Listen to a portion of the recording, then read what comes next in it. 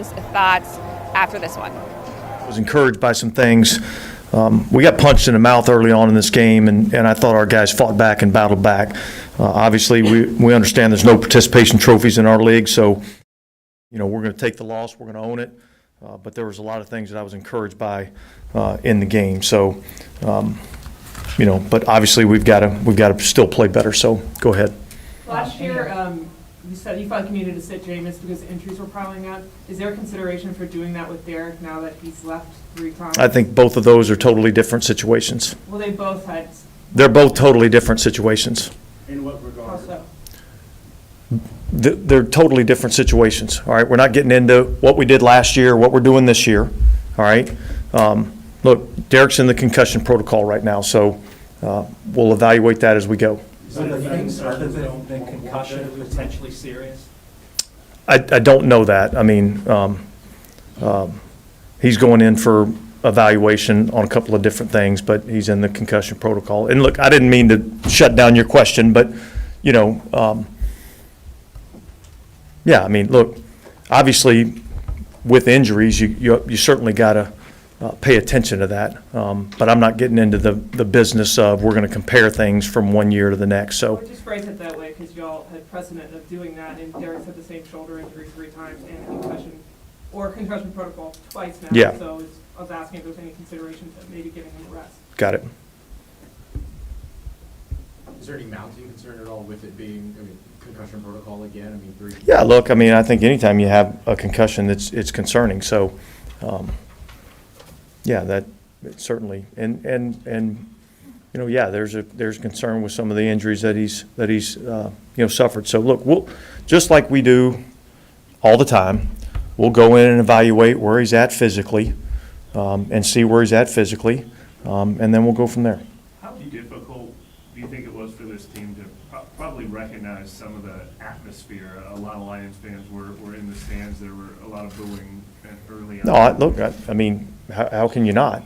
Yeah. I mean, I think it was noticeable, and that's our job to change it. So, I was proud of the way that our guys, fought back, got back into the game, gave ourselves a real opportunity, and at the end we just couldn't get it done. And to what do you attribute the early hole? Was that just poor execution, or was it? Well, look, you have to give those guys some credit, right? I mean, they're a good team. They're second in the league in offense, and they took the ball right down the field on the first drive. We missed a tackle on the one run play, which created an explosive play, and they scored a touchdown. And then backs against the wall, we turned the ball over, and they were able to get another touchdown. And so now all of a sudden you're starting the game down 14-0. So we didn't start well.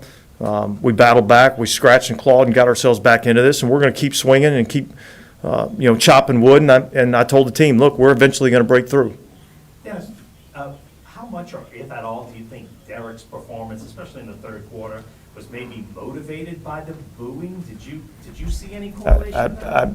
I wouldn't be able to answer that question. I mean, obviously, we're all prideful, we're all competitive, and we want to perform. And so, I thought after, he kind of settled in a little bit, I thought there was a stretch there where he played, really, really well. And, it was unfortunate that he got injured.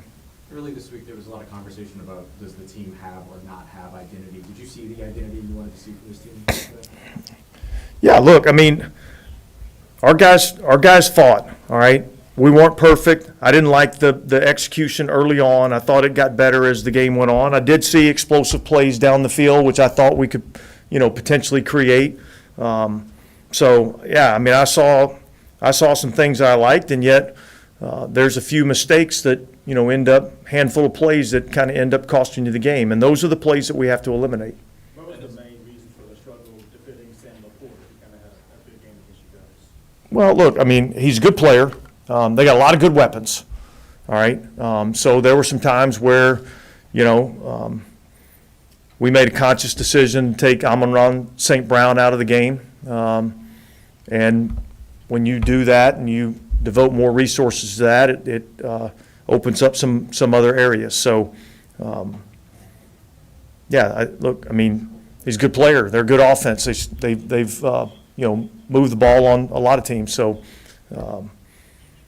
but that was probably the big reason why, is we devoted a few resources in other areas. Dennis, when you don't win these one-score games and you come close again, do you think that at any point erodes a team's confidence to believe that they can do it? Yeah, I don't think there's anything eroding the confidence of this team right now. I mean, we're going to keep chopping wood, all right? And that's the only thing you can do in this league. We're going to leave the naysaying to everybody else outside the building. We're just going to focus on what we have to do to try to improve in those areas so that hopefully we can eventually break through and win some of these one-score games that you're talking about, because we're obviously close, and we just got to keep chopping wood. Fourth quarter fumble, did Hurst make contact with? Yeah, it looked like, from the shot I saw, it looked like as Derrick was coming out under center to toss the ball, and James Hurst is, pulling and reaching, it looked like he, hit the ball. You use that expression, leave the naysaying to those outside the building. Is that something that the teams in general have to make sure does not get into the locker room, and did this Yeah. help you believe that maybe it Yeah, look, I mean, look, nothing positive comes out of being doom and gloom. Like, obviously you got to make the corrections that need to be made, all right? And then you've got to try to accentuate the positives, and you got to try to minimize the negatives. That's what you have to be able to do. And look, we keep swinging, and eventually one of these turns our way, and we make the play at the end of the game that gives us an opportunity to win the game, all right? And then you develop some confidence from there. So that's where we're at as a football team. I know it doesn't come down to one speech or one thing someone says, but was there anything you heard or saw or liked while you were down 21-0, that spirit remained? Well, look, I mean, I think our guys just got over on the sideline and realized that we got to keep fighting. You really got two choices when it's in that situation. Okay, you can take the easy way out and you can give up, wave the white flag, all right, with a loser's mentality, or you can keep fighting. And our guys chose to keep fighting. And look, we battled back. We gave ourselves a chance to win against a really good football team. We didn't get it done. It may be that, but what was the message at halftime? That exact message. Keep swinging. Coach, did they surprise you that they threw the ball late in the game in that situation? Talking about the last play? Yes, sir. No. That's kind of been something that they've been, ready to do in those situations. And yet, you're in a situation where you can't let them run it, and yet they can take the ball off the line of scrimmage and throw it. They made a play in that particular situation.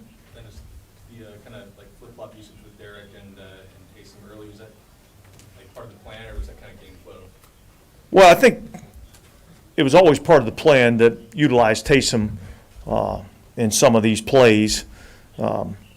And then I think as the flow of the game went on, and particularly early on, I thought there was some success with some of the things we were doing with Taysom, and so we probably utilized it a little bit more. Was it actually a tough decision? Thought we had an opportunity on the big play down the field with Taysom in at quarterback too.